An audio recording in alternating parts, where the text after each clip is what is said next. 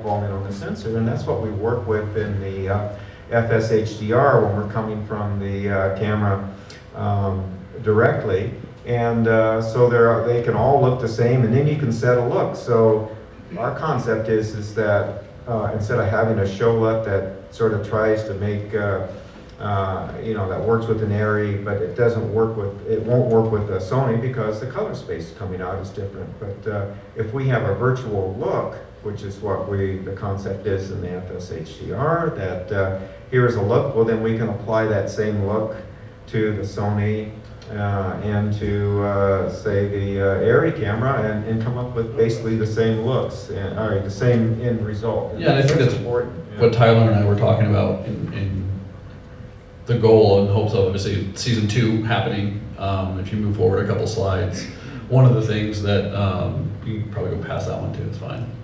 So yeah, kind of a little bit more of a simplified workflow in the number of boxes and things being used. So you've got the 2 Venices, but it could be, to what Bill said, it could be a Venice and an ARRI or a red.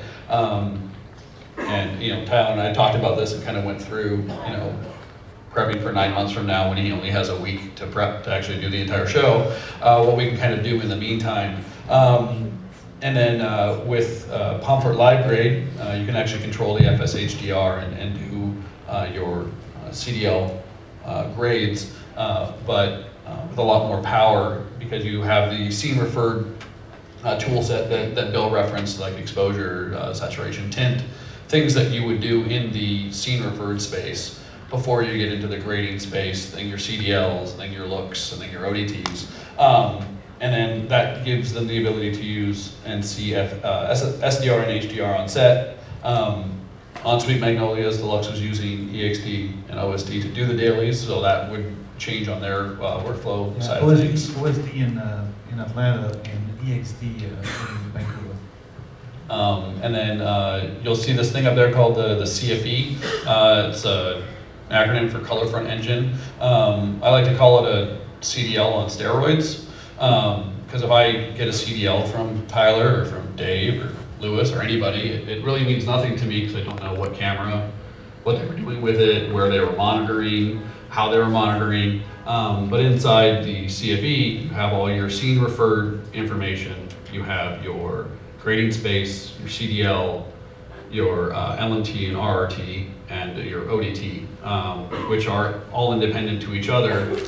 Specifically, your ODT, everything I do up until the ODT can be reversed back, much like ACES, so my SDR and my HDR should match.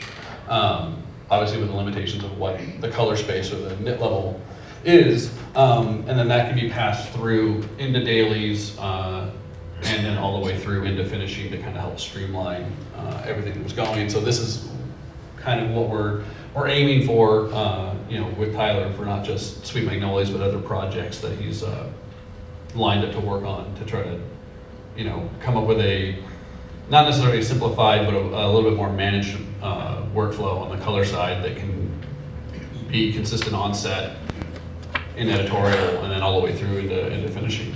Yeah, I think that, with HDR, it's been around, but applying it to on-set monitoring is becoming a much more prevalent thing. And there was mentioned in the last panel of, there could be 75 different ways to reach an end game. But ultimately, I think there's a way, specifically with on-set monitoring, to find a way to simplify it. Because yes, we got to that, that end result of we're in an HDR master, Brian and I are seeing the stills coming back, everything's looking good, and with no surprises with the HDR grade from what we were expecting to see from on set. But it is frustrating to go through these 3 weeks. You're 3 weeks into the production and you kind of figured out a solution to it. There's definitely ways to figure out to make this simplified and cut and repeat across every show. That's what I think ultimately this is kind of falling into the realm of being able to do. Yeah, I think, just stepping back a little bit, one observation, or I think is a very important point, is if we're basically only delivering to one kind of master, one kind of source, and we're working with just one camera, you know, we can do business as usual and just sort of wing it and turn some knobs and get from A to B and produce, you know, a reasonable picture. But with the advent of HDR, what I mean by HDR is that it's opened up this whole world of larger palettes, variable size palettes, different palettes. Now we're mixing cameras and things. The emphasis is that you must have a managed color pipeline. And my experience is a lot of productions which were just sort of going down the road, turning some knobs and sort of getting something. When they've gone to a managed pipeline, not only can they then service all these modern needs of different dynamic ranges like HDR and things, they have a more efficient workflow all the way through. And I think it was mentioned in the previous panel, there was some comment on, well, what is the additional cost for HDR? My thing is that if you approach it properly, like we're talking about, it will be simpler than what you were doing before because you won't have so many repairs to do at the very end. I mean, I think that's been the epitome, especially for some of the higher end shows, is that we just sort of do the best we can, kind of wing it some places, throw away what we've done up front, and then we get into finishing and we just sort of try to save everything with some intense surgery. And you know, today we do too many productions, the budgets aren't sufficient to support that workflow. So with this proposed workflow is if, you know, anywhere in the point in the production line, you can look at the image and we're all going to be seeing the same thing. And that's really the same thing. If we can get this, the settings, the CFE file as Brandon's talking about into dailies, they'll see the same thing. If that goes in the post, they'll see the same thing. And I think that's really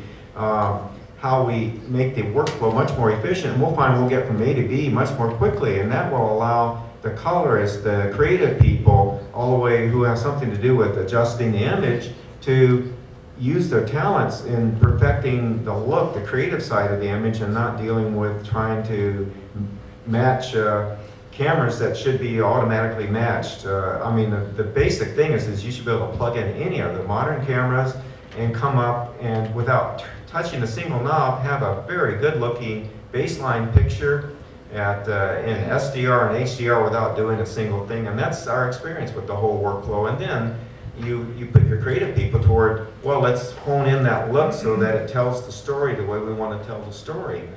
And and in the end, that's a more efficient workflow, costs less money, and you put out a better product. Well, with that, it's time to open up for Q&A. Uh-oh. Oh, that was quick. Yeah,